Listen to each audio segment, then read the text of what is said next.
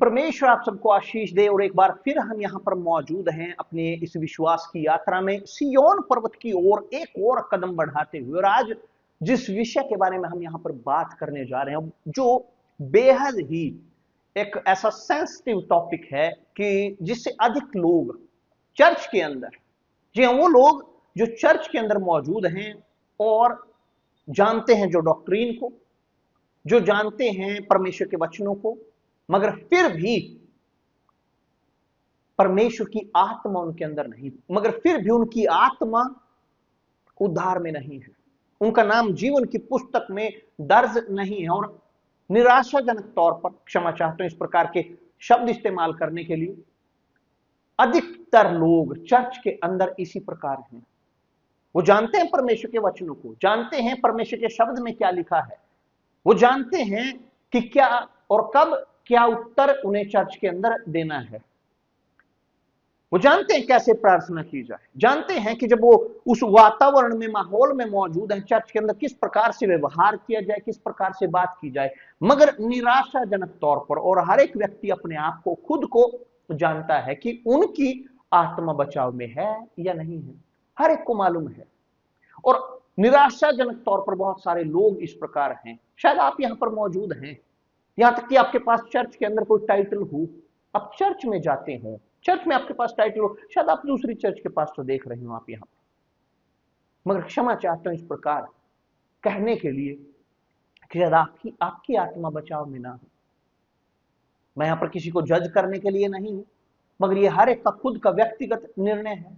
आप जो चर्च में बोलते हैं मेरे पास ये टाइटल है, ये पोजीशन है, मैं चर्च का खजांची हूं, चर्च में ट्रेजरर हूं, मैं क्वायर है कि जो होल्ड करता हूं, मैं गीत गाता हूं, मैं सभा की शुरुआत करता हूं, मैं वो एमसी हूं जो स्टेज पर पास्टर को बुलाता है, कि आपके पास कोई ना कोई वहां पर टाइटल मौजूद है, मगर किस प्रकार आपकी आत्मा है इन क्षणों में, किस प्रकार आपकी आत्मा के अंदर, क्या ये सुनिश्चितता है कि अगर आज इस वक्त आपकी मृत्यु हो, क्या आप बचाव में होगे।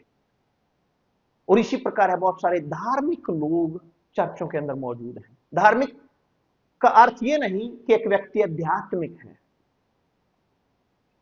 धार्मिक वो व्यक्ति की जो परमेश्वर के शब्दों को जानते हैं, मगर उन शब्दों का फल उन लोगों के जीवन में नहीं है। वो वादों को अपनी जिंदगी में पूरा होते हुए नहीं देखते। तो दूसरों को उन्हें प्रीच करना, वो दूसरों को प्रीच करते हैं, दूसरों को बताते हैं ऐसे कीजिए वैसे कीजिए, मगर जब खुद की बारी आती है उनकी जिंदगी निराशाओं में होती है। अगर वो खुद की जिंदगी को देखें, तनाव में लोग जी रहे हैं, जी हां, मसीही होते हुए, चर्च के अंदर होते हुए, गवाहियां उनके पास होंगी, ये किया प्रभु ने ये किया वो किया, मगर उनकी खुद के अंदर वो सुनिश्चितता नहीं है, वो शांति नहीं है, वो जी रहे हैं शांति में। वास्तविकता है ये। और इसी के लिए है कि मैं आपका ध्यान खींचना चाहता हूं कि आप जो यहां मौजूद हैं, देखिए अपनी जिंदगी की ओर, टटोलें अपने अंदर। और इसके लिए जरूरी है कि आप खुद के साथ ईमानदार हों, परमेश्वर के सामने आप ईमानदार हों। अब शायद आज तक अपने आप को, खुद को धोखा देते आ रहे हो, क्योंकि जब आप चर्च में होते हो, प्रार्थना आप करते हो, आप यहां तक कि दशमांश लौटाते हो, भेंट आप देते हो, चर्च में कोई उद्देश्य है उसमें आप हिस्सा लेते हो, आप इवेंजलाइज करते हो, दूसरों को चर्च तक लेकर आते हो, ये सब कार्य शायद आपके अंदर ये संवेदना पैदा करते हो कि हाँ देखो मेरी जिंदगी सही है, मैं तो परमेश्वर के साथ हूं, जिन्हें सहायता की जरूरत है वो है दूसरे। मगर किस प्रकार हैं जो आप अकेले होते हो, किस प्रकार आप होते हो जब आप समस्याओं का सामना करते हो, जो मुश्किलें आपके सामने होती, कैसे आप होते हो, किस प्रकार आप इस वक्त हो। और इस वक्त मैं दिखाना चाहता हूं आपकी यही गवाही इसी प्रकार की कि एक महिला जो चर्च के अंदर थी, यहां तक कि प्रीच करती थी, पास्टर थी, महिला पास्टर, मगर देखिए उसकी खुद की शादीशुदा जिंदगी किस प्रकार थी, खुद वो कैसे वो कार्य करती थी। उसे लगता था कि परमेश्वर हैं जो उससे बात करते हैं, मगर जो उससे वास्तव में बात करता था वो कौन था? शैतान, बुराई, जो से जिसकी आवाज वो सुनती थी। शायद आप यहां पर मौजूद हो, आप बुराई की आवाज को सुनते हैं, आप परछाइयां देखते हैं, आपके साथ ये अनुभव होते हैं और आपकी आत्मा पूरी तरह से खाली हो, तनाव में आप जीते हैं। तो चलिए देखते हैं इस गवाही को और लौटकर आप सबके लिए हम प्रार्थना करेंगे। कुछ कहानियां ठीक उसी जगह के पीछे छुपी रहती हैं जहां इतनी सारी सच्चाइयां घोषित की जाती हैं। क्या किसी व्यक्ति का पद उसके बारे में सब कुछ बता देता है?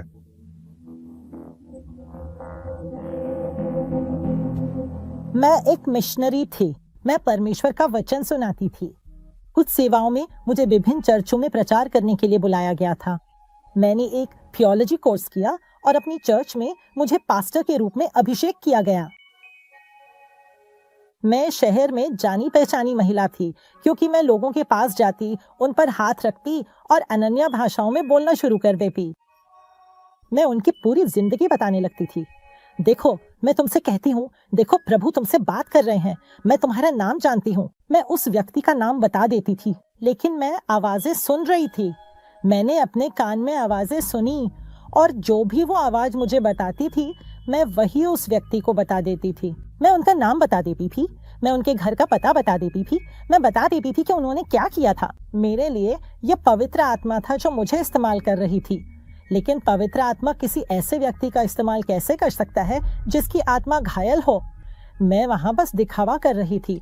लोग नहीं जानते थे कि एडी एंजेलो असल में कौन थी। मेरे पति और मैं, हम घर पे रहते थे उन सारे बुरे पलों के साथ। समझ रहे हैं ना? हमने उतार चढ़ाव देखे थे। हम पहले ही अलग हो चुके थे और फिर से साथ आ गए थे। हमारी शादी पहले से कुछ संघर्षों से गुजर रही थी। वो मेरे साथ बुरा व्यवहार करता था। वो मेरे प्रति ठंडा था। वो मुझे तलाशता नहीं था। हम दोनों एक ही मिशनरी का हिस्सा थे, लेकिन उसने मेरा साथ नहीं दिया। वो मुझे नजरअंदाज करता था। फिर एक दिन मैंने उसका फोन ले लिया क्योंकि उसके व्यवहार की वजह से मुझे पहले से ही शक हो रही थी। और तभी मुझे यकीन हो गया जब मैंने किसी की तस्वीर देखी। उसी वक्त मैंने धोखे का पता लगाया और जब मुझे धोखे के बारे में पता चला तब वो औरत पहले ही 3 महीने की गर्भवती थी और ये औरत भी उसी चर्च की थी जिसमें मैं थी। मैं उसे शर्मिंदा करने के लिए उसके पीछे गई। हमारा सामना हुआ और बहस छिड़ गई। तभी वो चला गया। वो मेरी जिंदगी का सबसे बुरा वक्त था। मैं खुद को खोया हुआ महसूस कर रही थी, नफरत और गुस्से से भरी हुई थी। लेकिन सबसे बड़ा दर्द मेरी आत्मा में था क्योंकि मैं इस जुदाई को स्वीकार नहीं कर पा रही थी। मैं उसे खोना नहीं चाहती थी क्योंकि एक मिशनरी के तौर पर मुझे चिंता थी कि लोग मेरे बारे में क्या सोचेंगे। मैं इसे स्वीकार नहीं कर पा रही थी। मैं नफरत, गहरे डिप्रेशन और बहुत सारे गुस्से से भर गई थी और मैं उन्हें माफ नहीं कर पा रही थी। मैंने माफ नहीं किया। क्या तुमने नहीं कहा था कि तुम्हारा पवित्र आत्मा से बपतिस्मा हुआ है? मुझे तो यही लगा था, है ना? हाँ, यही सोचा था। लेकिन उसी वक्त मुझे एहसास हुआ कि मेरे पास पवित्र आत्मा नहीं है क्योंकि मैंने परछाइयां देखना शुरू कर दिया था। मैंने आवाजें सुनना शुरू कर दिया था। जब मैं सड़क पर चलती थी तो आवाजें मुझे कहती थी, खुद को गाड़ी के नीचे फेंक दो और अब ये अपनी जिंदगी खत्म कर लो। तो उस दौरान क्या तुमने प्रचार करना बंद कर दिया था? मैं प्रचार करती रही, चर्च जाती रही, परमेश्वर का वचन सुनाती रही, निमंत्रण स्वीकार करती रही, लेकिन मैंने किसी को भी नहीं बताया कि मैं क्या महसूस कर रही थी। क्यों? शर्म के कारण, अपनी हैसियत के कारण, क्योंकि लोगों के लिए मैं एक मिशनरी थी, मैं एक पास्टर थी। लोगों को लगता था कि मैं उस वेदी पर ठीक हूँ, लेकिन मैं उन्हें अपनी आत्मा का दुख, खालीपन, जो दर्द मैं महसूस करती थी, वो दिखाना नहीं चाहती थी। मुझे उन लोगों के लिए बहुत नफरत थी जिन्होंने मुझे चोट पहुंचाई थी। सालों तक एडी लैंगेला दूसरों की जिंदगी की ओर इशारा करती रही जब तक कि सच ने उसकी ओर इशारा नहीं किया और असली रहस्योद्घाटन कर दिया। मैं रात रात भर रोने लगी और इसके बावजूद जब मैं लोगों को प्रचार कर रही थी, मैं गहरी डिप्रेशन में चली गई। और मेरी आत्मा में जो दुख था, वो गुस्सा, वो बेचैनी, अब मैं उसे लोगों से और छुपा नहीं पा रही थी। मैं पहले ही वजन कम करने लगी थी। एक समय ऐसा आया जब मैं अब घर से बाहर निकलना ही नहीं चाहती थी। मैं बस अंदर ही बंद रही और परेशानियां शुरू हो गई। आधी रात को मैंने शैतानों को देखना शुरू कर दिया जो मुझे बुला रहे थे। मैंने परछाइयां देखी। मैं रात में चिल्लाती थी, समझ रहे माँ, और अब मैं इसे किसी से छुपा नहीं पा रही थी। मैं उसी हालत में रही। मैंने 45 किलो वजन कम कर लिया। हाँ, मेरी माँ ने मेरे बच्चों से कहा कि वे मुझ पर नजर रखें। अब मुझ में जीने की इच्छा ही नहीं बची थी। मैं अब और जीना नहीं चाहती थी। मैंने अभी अभी एक एंटी डिप्रेसेंट लिया था और फिर मैं खुद को मारती थी। मैं अपनी खुद की तस्वीरें भी खींचती थी, समझ रहे हो ना, ताकि मेरे दिमाग में एक रिकॉर्ड रह जाए। मेरे अपनी जान लेने के बाद लोग देख सकें कि मैं कैसी थी। और एक दिन उन सारी आवाजें सुनने की परेशानियों के बाद मैं अपने बाथरूम में गई और मैंने खुद को बहुत गहरा काट लिया, क्योंकि मैं अब और जीना नहीं चाहती थी। और उसी वक्त मेरी बेटी ने मुझे पुकारा, माँ। और तब शर्म के मारे कि वो देख ना ले, मैंने अपने हाथ पर कपड़ा लपेटा और बेतहाशा भागती हुई सड़क पर निकल गई। और फिर मैं एक सड़क के कोने पर रुक गई, फुटपाथ पर बैठ गई और बुरी तरह रोने लगी। खून पहले ही बह रही थी, पट्टी में लिपटा हुआ। मैंने उसे छुपा लिया क्योंकि लोग वहां से गुजर रहे थे, लेकिन आवाजें मुझे कह रही थी, खुद को गाड़ी के नीचे फेंक दो। और उसी वक्त जब मैं वहां रो रही थी, परेशान थी, यूनिवर्सल चर्च के पास्टर वहां से गुजर रहे थे प्रचार करते हुए। उन्होंने मुझसे पूछा, मैडम क्या हुआ? मैंने कहा, कुछ नहीं पास्टर साहब। उन्होंने कहा, मैडम मुझे बताइए। और फिर उन्होंने मुझसे कहा, मैडम मुझे आपकी मदद करने दीजिए, चलिए चर्च चलते हैं, मैं आपको आमंत्रित करना चाहता हूँ।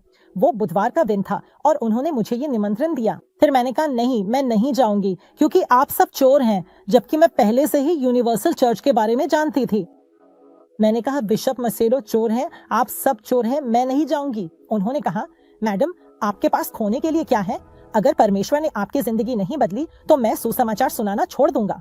मैंने कहा, अच्छा, लेकिन अगर मैं सुसमाचार सुनाऊं तो मैं भी सुनाती हूँ। उन्होंने कहा, तो मैं आपको चुनौती देता हूँ। और उसी पल मुझे ये चुनौती काफी बड़ी लगी और मैंने निमंत्रण स्वीकार कर लिया। जब मैं बुधवार को यूनिवर्सल चर्च पहुंची तो उन्होंने मेरा स्वागत किया और मैंने उन्हें बताना शुरू किया कि मेरे साथ क्या हो रहा है। और वहां मैंने उनके सामने अपना दिल खोल दिया। मैंने उन्हें बताया कि मैं एक मिशनरी हूँ, काफी समय से एक चर्च से जुड़ी रही हूँ और शहर में मेरी अच्छी पहचान है। फिर उन्होंने कहा, मैडम क्या मैं आपके लिए प्रार्थना कर सकता हूँ? फिर उन्होंने मेरे लिए प्रार्थना की। मुझ में कोई विशेष प्रतिक्रिया नहीं हुई, लेकिन मुझे उल्टी आ गई। मुझे बहुत उलझन महसूस हुई, मेरे पैर कांप रहे थे, मैं बहुत पसीना पसीना हो गई, पूरे शरीर में ठंडा पसीना आ गया। और जब मैंने उनकी दी हुई सलाह मानी तो मुझे बेहतर महसूस होने लगा। मैं सभाओं में शामिल होने लगे। मैंने वे बातें अमल में लाना शुरू किया जो उन्होंने वेदी पर कही थीं, जो पास्टर के मुंह से आई थीं। और फिर मैंने अपनी जिंदगी में ज्यादा शांति महसूस करनी शुरू कर दी। समझ रहे हैं ना? अब मेरे मन में वे बुरे विचार नहीं आते थे। अब मुझे मरने की इच्छा नहीं थी, लेकिन मैं अभी भी ठीक नहीं थी। मैं ठीक नहीं थी। भले ही मैं चर्च जा रही थी, उनकी दी हुई सलाह सुन रही थी, लेकिन अंदर से मेरे अंदर अभी भी वो अहंकार था, क्योंकि वे जो भी उपदेश देते मैं सोचती कि ये तो मुझे पहले से पता है, ये तो मुझे पहले से पता है। मैं पहले ही थियोलॉजी का कोर्स कर चुकी थी। मुझे पता था कि वे क्या उपदेश दे रहे हैं, तो मेरे अंदर अब भी उसे स्वीकार करने में एक तरह की जिद थी। और उस पल में वही सभा में प्रार्थना के दौरान, आराधना के दौरान मैं अजीब भाषाओं में बोलने लगती और घूमने लगती थी। और जब भी कोई कुछ कहने आता मैं तुरंत उसे दोषी नजरों से देखती थी। मैं सोचती, नहीं, मेरे पास पवित्र आत्मा है, मैं साहसी हूँ, मैं एक भविष्यवक्ता हूँ, एक मिशनरी हूँ, एक पास्टर हूँ। मैं तो उंगली तक उठाकर पूछती, तुम कौन हो? और वो धार्मिकता, मैं लगभग 1 साल तक ऐसे ही रही। हालांकि मैं धार्मिक थी, लेकिन रविवार की सभा में पास्टर ने एक संदेश दिया और मैं कभी नहीं भूली कि वो भजन संहिता 42:5 से था, जिसमें लिखा है, हे मेरी आत्मा तो क्यों गिर गई है और तू मेरे भीतर क्यों व्याकुल है? मेरी आत्मा उदास थी, मेरे अंदर एक खालीपन था और उस खालीपन को केवल पवित्र आत्मा ही भर सकता था। और तभी उन्होंने कहा कि पवित्र आत्मा को पाने के लिए, पवित्र आत्मा को जानने के लिए, पवित्र आत्मा को अपने अंदर बसाने के लिए मुझे क्षमा करना होगा, क्योंकि जिसके पास पवित्र आत्मा होता है वो किसी से बैर नहीं रखता। और मेरे अंदर ये गुस्सा था, ये नफरत थी, समझ रहे हैं? जो कुछ मैंने झेला था उसकी वजह से, तो पवित्र आत्मा ऐसा नहीं होता। और फिर उन्होंने समझाना शुरू किया कि पवित्र आत्मा क्या है, और वहीं पर मैं समझ पाई कि मेरे पास पवित्र आत्मा नहीं है, कि मैं परमेश्वर से जन्मी नहीं हूँ। और उसी समय उन्होंने इजराइल के अभियान के बारे में बताया, याकूब की पहचान बदलकर इजराइल बनने के बारे में, क्योंकि मैं ही याकूब थी। मैं एक ऐसी इंसान थी जिसकी एक पहचान थी, एक गंदी पहचान, समझ रहे हैं? निराशा, उदासी और कड़वाहट से भरी हुई एक धार्मिक इंसान। और फिर उन्होंने कहा कि परमेश्वर मेरा अतीत मिटा देगा, वो सब कुछ बदलेगा, वो मुझे एक नया नाम देगा। और तभी मैंने उस वेदी पर खुद को समर्पित कर दिया। मैंने खुद को परमेश्वर के सामने विनम्र किया। मैं वहीं घुटनों के बल गिर गई। मैंने कहा, हे मेरे परमेश्वर, मुझे क्षमा कर, क्योंकि मैं वो थी जो तेरे वचन का प्रचार करती थी लेकिन उसे जीती नहीं थी। मैं झूठी थी।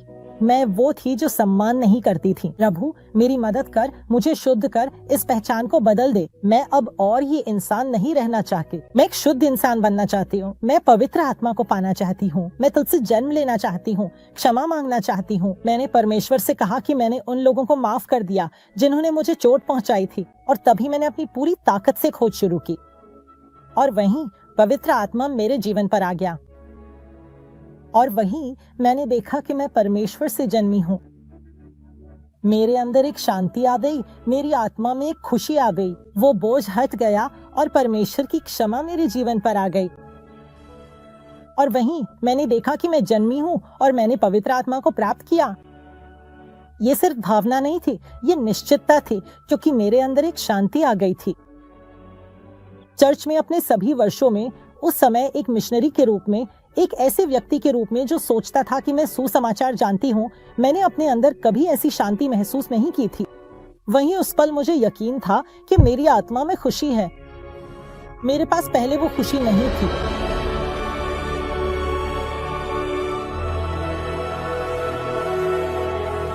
आज मेरे पास मिशनरी का पद नहीं है, लेकिन आज मेरे पास बेटी का दर्जा है। आज परमेश्वर ने मुझे परमेश्वर के आदमी से आशीर्वादित किया है। आज वही मेरे पति है। हमने शादी समारोह के दौरान विवाह किया। मेरे पास मेरी अपनी पेशा है। आज मैं एक अध्यापिका हूँ और मैं अभी भी अपनी शिक्षा में स्नातक की पढ़ाई कर रही हूँ। सबसे बड़ा सबक जो मैंने सीखा है वो ये है कि हमें परमेश्वर से कुछ भी छुपाना नहीं चाहिए। मैंने धर्म के कारण छुपाया था। दूसरे मेरे बारे में क्या सोचेंगे, दूसरे मेरे बारे में क्या कहेंगे। आज मेरे पास शांति है, मेरी आत्मा में खुशी है। मैं इसे किसी पद या रुतबे के लिए नहीं बदलूंगी। मैं इसे किसी भी चीज के लिए नहीं बदलूंगी। तो देखिए मेरे दोस्त, जब इस महिला के अंदर वो वचन घुसे, उससे पहले वो शब्दों को जानती थी मगर वो वचन अंदर नहीं प्रवेश कर पाते थे। मगर जब उसने सत्य को जाना, जैसे प्रभु यीशु ने कहा, तुम सत्य को जानोगे और सत्य तुम्हें स्वतंत्र करेगा। सत्य है कि जो आपको स्वतंत्र करता है। उन सत्य को जानने के लिए पहले अपने सामने इन शब्दों को एक शीशे की तरह रखिए कि जिस शब्द ने उससे बात की वो थे इस प्रकार, हे प्राण, तू क्यों गिरा जाता है? तू अंदर ही अंदर क्यों व्याकुल है?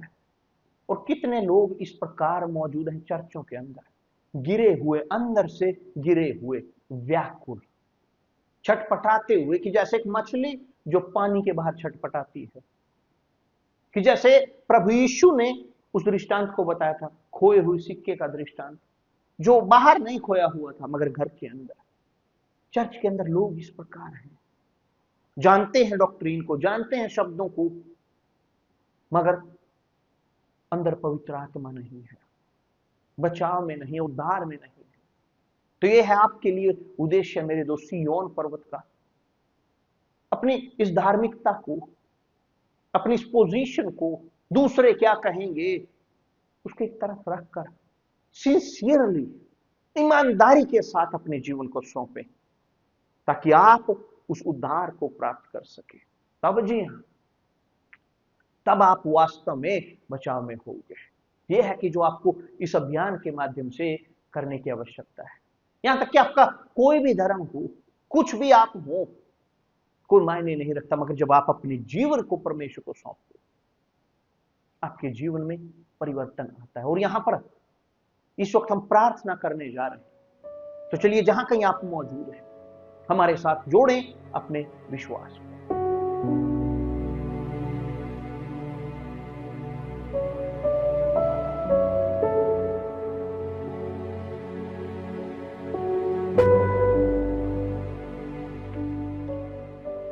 मेरे प्रभु, मेरे परमेश्वर, प्रभु यीशु मसीह के नाम से यहां पर एक बार फिर हम आपके नाम के साथ पुकार कर रहे हैं, जैसे आपके शब्दों में दर्ज है कि जो कोई प्रभु के नाम को पुकारेगा। मेरे परमेश्वर, हम यहां पर इस नाम से पुकार रहे हैं कि देखें अपने लोगों की ओर, अपनी प्रजा की ओर, और मेरे परमेश्वर उन पर दया करें, बचाएं उन्हें हर प्रकार की इस पीड़ा से। और सबसे ऊपर कि जो रोग आज हम चर्चों के अंदर देखते हैं, रोग जो लोगों के जीवन में, वो है धार्मिकता। सबसे बड़ा रोग जो लोगों के अंदर है वो है धार्मिकता की, जिसके कारण वो अपने ओर ना देखकर दूसरों की ओर देख रहे होते हैं। अपने जीवन में जो उन्हें करने की जरूरत है वो ना करके वो दूसरों को सही करने में लगे हुए हैं। परंतु खोले मेरे परमेश्वर हर एक की आध्यात्मिक आंखों को, हर एक को मेरे परमेश्वर, ताकि वे देख सके किस आध्यात्मिक स्थान पर, कहां पर आध्यात्मिक तौर पर उनकी जिंदगी इस वक्त खड़ी है, किस ओर उनकी आत्मा बढ़ रही है।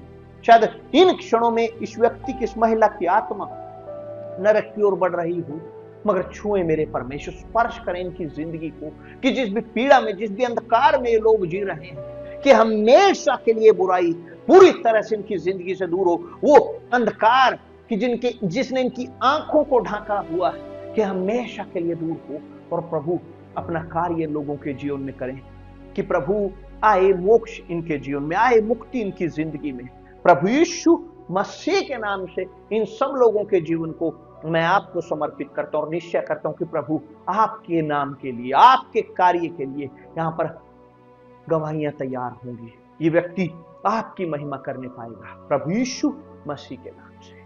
और जो विश्वास करते हैं बोलिए आमीन, आमीन, आमीन। तो मेरे दोस्त, आप जो कोई भी हो, रिगार्डलेस कि आपका जो भी डिनोमिनेशन हो, जिस भी चर्च में आप जाते हो, यहां तक कि आपका धर्म, हम यहां पर ना तो आपको एक और धर्म बताने के लिए है, ना ही एक और डॉक्ट्रीन, मगर हम जो लेकर आए हैं वो है मोक्ष, उद्धार, कि आपकी आत्मा उद्धार में हो। ठीक, अधिक जानकारी के लिए आप हमें कॉल कर सकते हैं। और इसके लिए जो कार्य ये मुक्ति का है, हर शुक्रवार को हमारी सभा रहती है। हम यहाँ पर न्यू दिल्ली में मौजूद हैं, YMCA हॉल में, शाम को 7 बजे शुक्रवार को हमारी सभा रहेगी। और यदि आप मुंबई से हैं, चेन्नई से, अधिक जानकारी के लिए, एड्रेसेस के लिए आप हमें कॉल कर सकते हैं हमारे हेल्पलाइन नंबर पर, जो है 8796353475। कि परमेश्वर आप सबको आशीष दे, परमेश्वर आप सबका भला करे।